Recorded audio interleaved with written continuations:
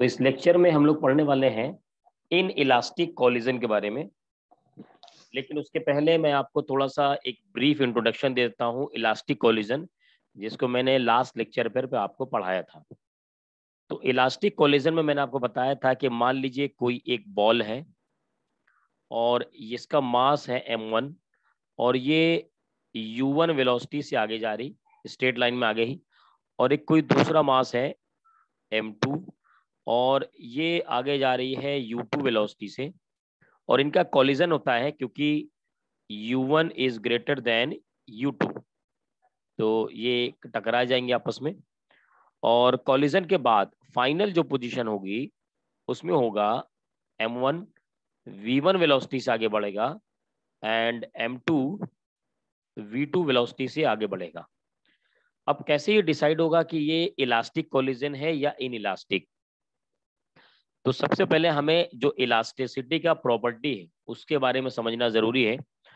Elasticity property होता है कि मान लीजिए कोई एक रॉड है और इसकी लेंथ है 2 मीटर और हमने क्या किया, इस पर फोर्स लगा दिया, टेंशन फोर्स, और इसको डिफॉर्म करना चाहा, और मैंने इसको डिफॉर्म करके इसके लेंथ को कर दिया 2.5 मीटर। अब जैसे ही मैं क्या करूंगा, ये जो फोर्स F लगा हुआ है ना, अब ये फोर्स अगर मैं रिमूव कर दूं तो ये अगर बॉडी अपने आप को दूसरी ओरिजिनल पोजीशन में रीगेन कर लेती है, यानी वापस ये 2 मीटर पे ही चली जाती है, तो इसको कहते हैं इलास्टिसिटी। और जो मटेरियल इस प्रॉपर्टी को शो करता है उसको कहते हैं इलास्टिक मटेरियल। तो सही मायने में अगर यहाँ देखा जाए तो जब इन दोनों का कोलिजन होगा तो कुछ ऐसा होगा कि ये बॉल ये इस तरीके से हो जाएगा और दूसरा बॉल क्या करेगा, इस पर इस तरीके से डिफॉर्म हो जाएगा। तो यहाँ पर अगर मिडवे ऑफ कोलिजन, यानी जब ये कोलिजन हो रहा था उस वक्त बात की जाए तो दोनों में डिफॉर्मेशन हुआ है, लेकिन जैसे ही दोनों सेपरेट होंगे तो ये दोनों अपनी ओरिजिनल पोजीशन को रीगेन कर लेंगे, अपनी ओरिजिनल शेप को दोबारा से रीगेन कर लेंगे। इसको कहते हैं इलास्टिक कोलिजन। और इसमें मैंने आपको बताया था कि इसमें दो चीजें कंजर्व करनी है। सबसे पहले आपको कंजर्व करना है कि मोमेंटम, इसमें सबसे पहले क्या होगा, मोमेंटम कंजर्व होगा। और दूसरी बात यह है कि इसमें काइनेटिक एनर्जी कन्वर्जन होगी। जब मोमेंटम कंजर्व होता है तो हम लोग लिखते हैं m1 u1 plus m2 u2 is equal to m1 v1 plus m2 v2।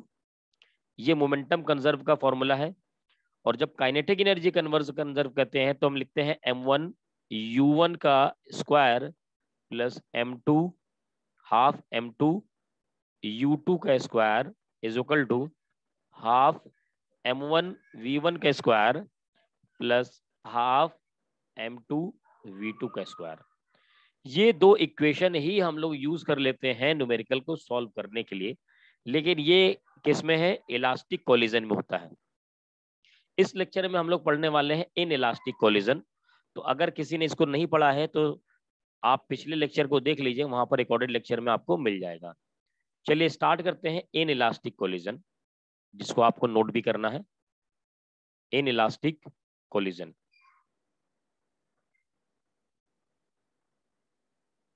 सबसे पहले इसकी डेफिनेशन देख लीजिए। If there is a loss of kinetic energy, there is a loss of kinetic energy during a collision,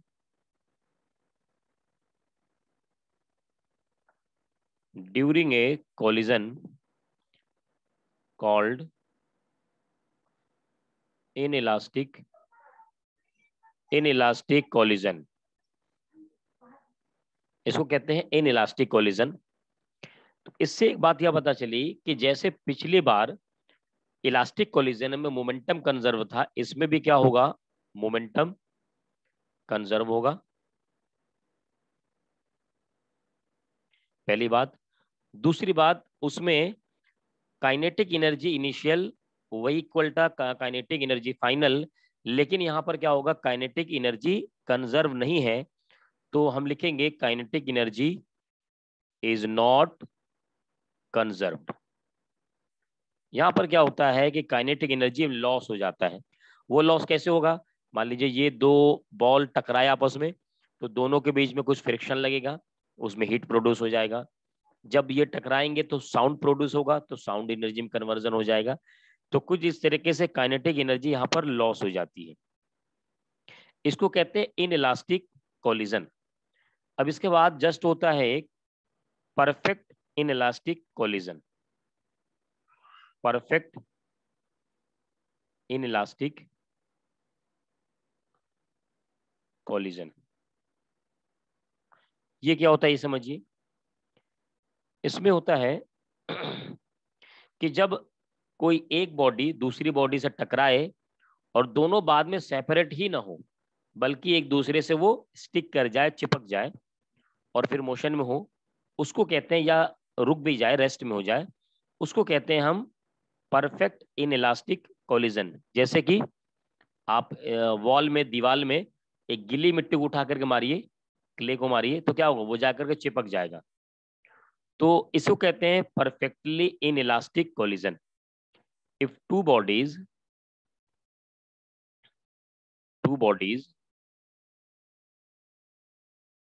stick together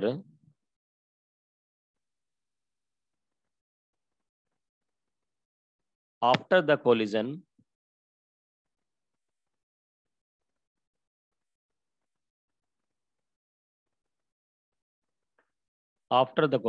and moves as a single body,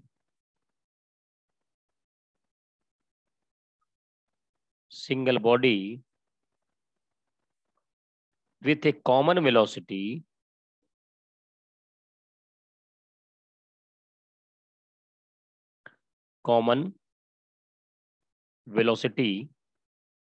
then the collision is said to be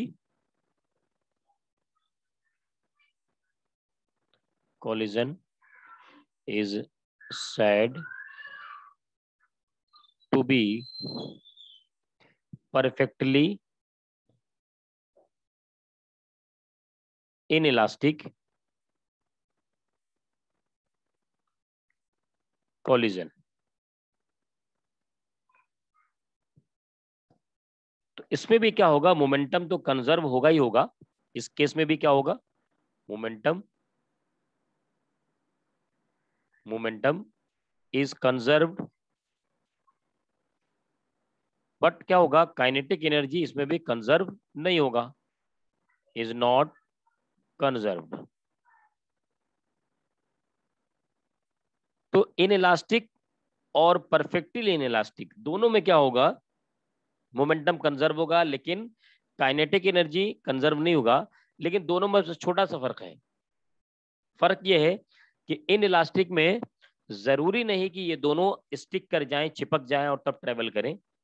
perfectly energy में क्या होगा कि ये दोनों चिपक जाएंगे और या तो रेस्ट में हो जाएंगे, या तो क्या करेंगे? एक साथ ट्रेवल करेंगे।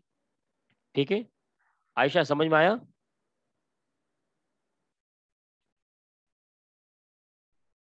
Yes sir. ठीक है रिदा, आपको क्लियर है? Yes sir. इसको नोट कीजिए, फिर न्यूमेरिकल कराते हैं, उसमें ज्यादा समझ में आएगा ना। जल्दी से नोट कीजिए सभी लोग।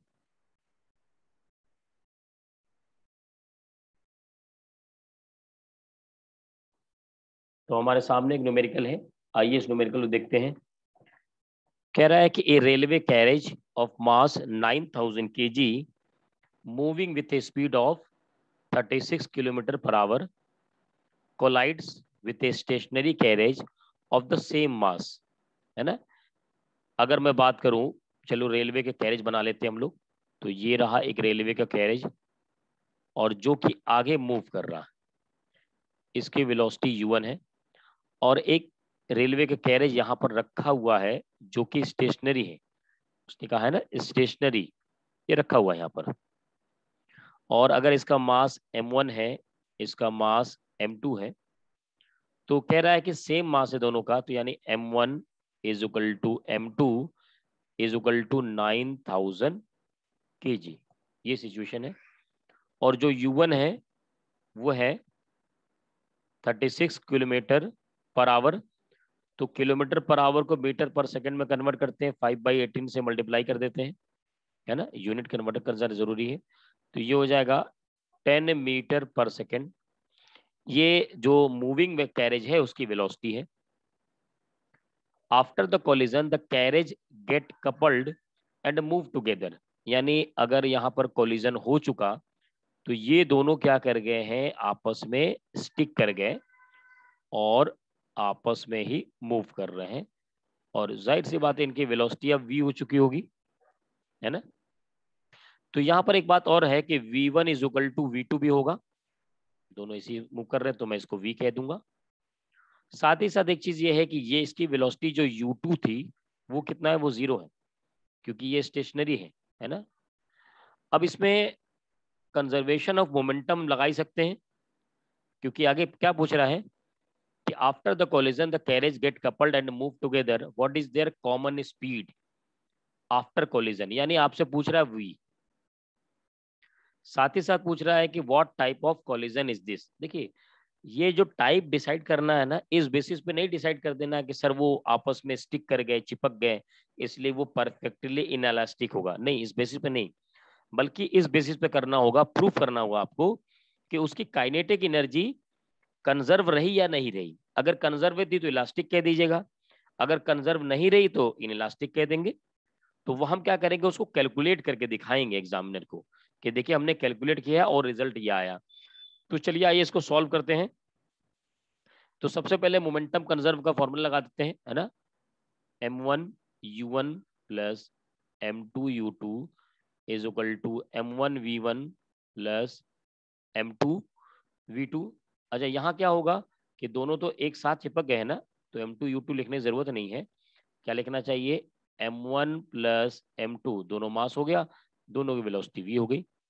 वैल्यू रखते हैं 9000 इंटू 10 प्लस ये तो 0 हो जाएगा कि u2 0 है, सीधे सीधे यहाँ पर 9000 प्लस 9000 इंटू v।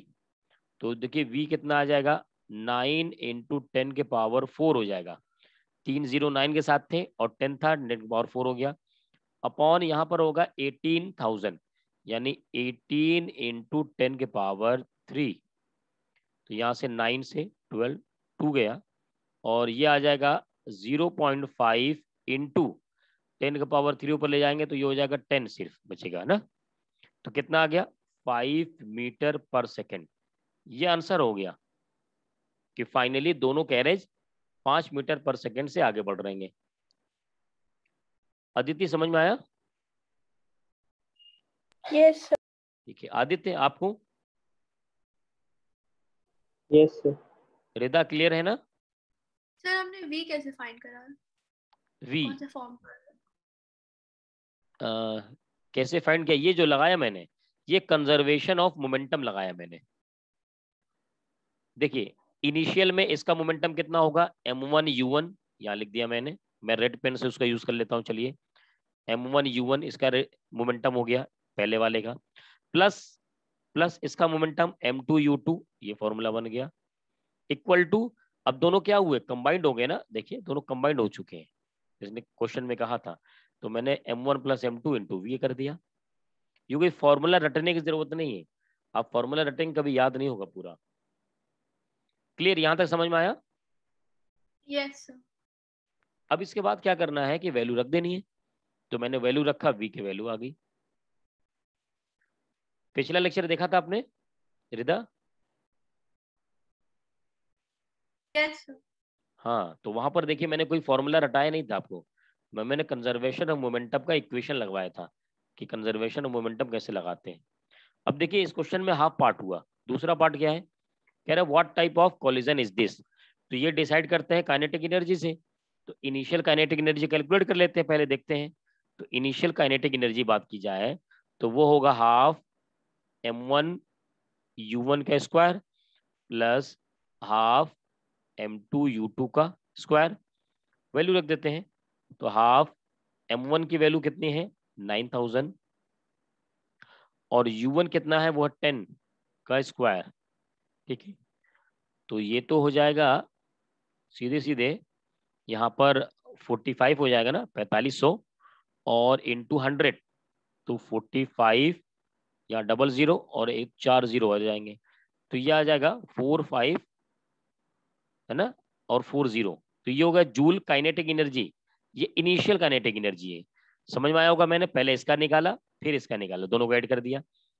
अब अगर बात करें फाइनल काइनेटिक एनर्जी की, फाइनल कितना हुआ, तो काइनेटिक एनर्जी फाइनल की बात करें तो वो होगा half m1 plus m2 into v2 का स्क्वायर, वैल्यू रख देते हैं तो हाफ, देखिए m1 m2 ऐड करेंगे तो हो जाएगा 18,000, ठीक है।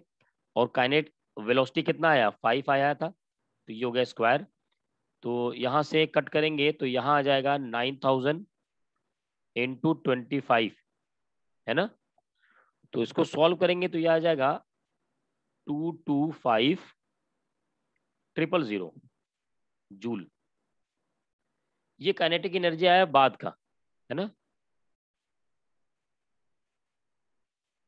अब देखिए काइनेटिक एनर्जी जो इनिशियल था और काइनेटिक एनर्जी जो फाइनल है, दोनों में फर्क है और ये डिक्रीज भी कर रहा। इसका मतलब ये यहां से प्रूफ होता है कि ये कॉलिजन इन इलास्टिक कॉलिजन है। तो हम लोग आंसर में क्या लिखेंगे, in elastic collision, because kinetic energy initial is greater than kinetic energy final. बस यहां पर ये दूसरा आंसर हो गया इसका। किसी को कोई डाउट है तो पूछ लीजिए। देखिए अभी तक जो मैंने आपको पढ़ाया था उसमें जो कॉलिजन था वो वन डायमेंशनल कॉलिजन था, स्ट्रेट लाइन में। जैसे ये एक बॉल दूसरी बॉल से टकराई, इसी एक लाइन में ही वो आगे बढ़ रही है, ठीक है। तो ये हेड ऑन हेड कॉलिजन कहलाता है, एक डायमेंशन में, एक लाइन में, स्ट्रेट लाइन में। लेकिन हमेशा क्या ऐसा पॉसिबल नहीं है, इसलिए क्या होता है कि कभी कभी क्या होगा, ये टू डायमेंशन भी कॉलिजन होंगे। यहाँ पर क्या होंगे, टू डायमेंशन भी कोलिजन होंगे। और यहाँ पर वही केस आने वाला है। कैसे क्या देख समझिएगा, a ball moving with a speed of 9 metre per second strikes an identical ball such that after the collision the direction of each ball makes an angle 30 degree with the original line of motion. Find the speeds of the two balls of the collision is the kinetic energy conserved in collision process. तो इसमें कहना का मतलब ये है कि मान लीजिए एक स्ट्रेट लाइन मैं ड्रॉ कर देता हूं, ये एक स्ट्रेट लाइन पूरी है और एक बॉल यहां पर था, वो क्या किया, वो इस बॉल से टकरा गया। ये दो बॉल हो गए हमारे, इसकी जो वेलोसिटी थी वो u1 थी और ये जो वेलोसिटी है वो 0 है, u2 0 है। जब कॉलिजन हुआ तो कॉलिजन के बाद क्या होगा समझिएगा, तो कॉलिजन के बाद ये मैंने लाइन ड्रॉ कर दिया, कॉलिजन के बाद एक बॉल इधर चला गया और एक बॉल क्या किया, इधर चला गया। मैं दोनों बॉल को जो कॉलिजन के बाद हुए उनको ड्रा कर देता हूं। ये मान लीजिए बॉल यहां पहुंच गया और ये बॉल यहां पहुंच गया, दोनों बॉल अलग अलग चले गए। और ये रहा हमारा m1, ये रहा m2। पहले यहां पर m1 था, ये m2 था। तो कॉलिजन के बाद वो अपने अलग अलग डायरेक्शन में चले गए। साथ ही साथ वो कह रहा है कि वो 30 डिग्री का एंगल ओरिजिनल लाइन के साथ बना रहे हैं। यानी क्या हुआ कि वो यहाँ पर एंगल बना रहे हैं 30 डिग्री और यहाँ पर है 30 डिग्री। क्वेश्चन में ज्यादा कुछ नया नहीं होगा, बस आपको ये देखना होगा कि इसको कंपोनेंट बनाना होगा। कंजर्वेशन का क्या करेंगे, फॉर्मूला वही लगाएंगे। तो सबसे पहले क्या करते हैं, इसको एक्स और वाई का इसमें मोशन दोनों बना देते हैं। देखिए जब ये आगे बढ़ा तो इसकी वेलोसिटी क्या होगी, v1 होगी। अगर इसकी वेलोसिटी को हम हॉरिजॉन्टल और वर्टिकल में डिवाइड करें तो क्या होगा समझिएगा, हॉरिजॉन्टल वर्टिकल में डिवाइड करेंगे तो इसकी वेलोसिटी हॉरिजॉन्टल में इधर जाएगी और वर्टिकल में इधर जाएगी। दो कंपोनेंट डिवाइड कर लीजिए, ये एंगल 30 है तो ये भी 30, यानी यहां हो जाएगा v1 cos 30 और इस साइड हो जाएगा v1 sin 30। ये ऊपर जा रहा, ये कैंसिल हो गया। फिर ऐसे क्या होगा, इसका एक हॉरिजॉन्टल कंपोनेंट बनाइए और एक वर्टिकल नीचे की तरफ बनाइए, डाउनवर्ड। अगर ये 30 है तो ये भी होगा 30 और ये v2 था तो यहाँ हो जाएगा v2 cos 30, जिधर थीटा उधर cos, और ये हो जाएगा V2 sin 30। सिंपल है एकदम, घबराने की जरूरत नहीं है। अब देखिए दोनों बॉल का जो मोशन है वो दो साइड है, एक दोनों के जा रहे हैं एक्स में, एक जा रहे हैं वाई में। तो एक बार मोमेंटम निकाल लो एक्स में, कंजर्व करो, और एक बार कंजर्व कर दो वाई में, तो यानी इन एक्स डायरेक्शन। तो मोमेंटम कंजर्व को मैं फॉर्मूला लगा देता हूं, क्या होगा, m1u1 plus m2u2 is equal to m1। अब देखिए वेलोसिटी क्या है पहले वाले की, वो है v1 cos 30, हॉरिजॉन्टल में तो सिर्फ यही है, प्लस m2, और दूसरे वाली कितनी है, v2 cos 30, v2 cos 30। Value रखते हैं, m1 मास तो सबका सेम है ना, तो m इंटू 9 प्लस इसका u2 तो 0 है, तो ये 0 हो गया।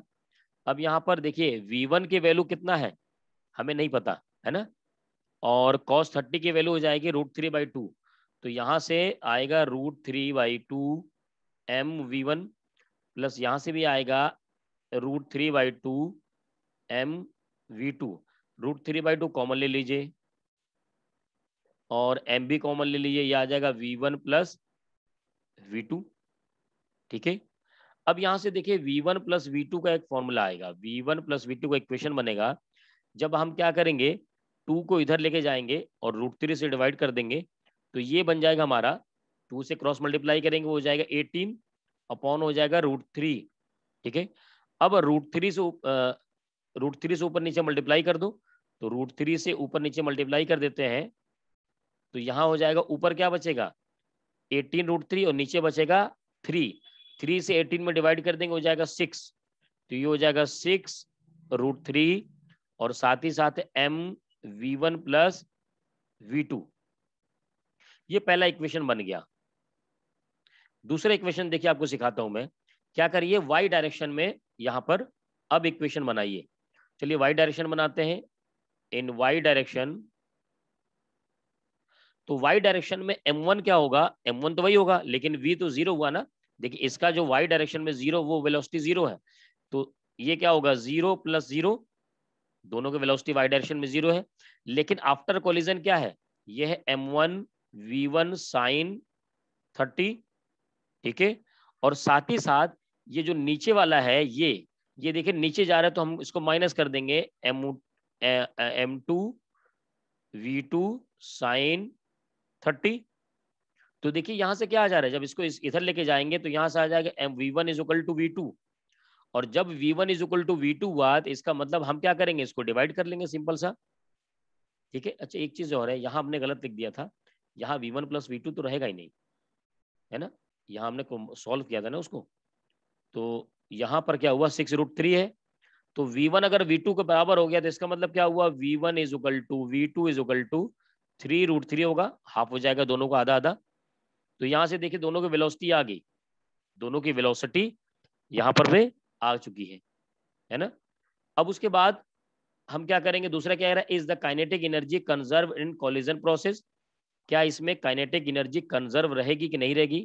तो उसके लिए सिंपल से वही बात है कि दोनों कोलिजन के पहले और कोलिजन के बाद काइनेटिक एनर्जी कैलकुलेट कर लेना है, उससे में आ जाएगा, है ना। तो चलिए इसको नोट कर लीजिए पहले जल्दी से आप लोग, फिर मैं बता देता हूँ आप पे। इसका स्क्रीनशॉट मैंने ग्रुप में भेज दिया है।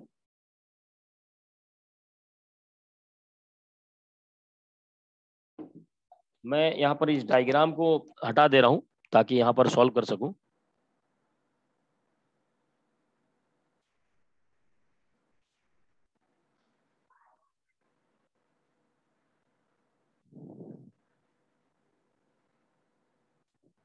आप लोग को जो मैंने स्क्रीनशॉट भेजा है वहां से आप लोग नोट कर सकते हैं।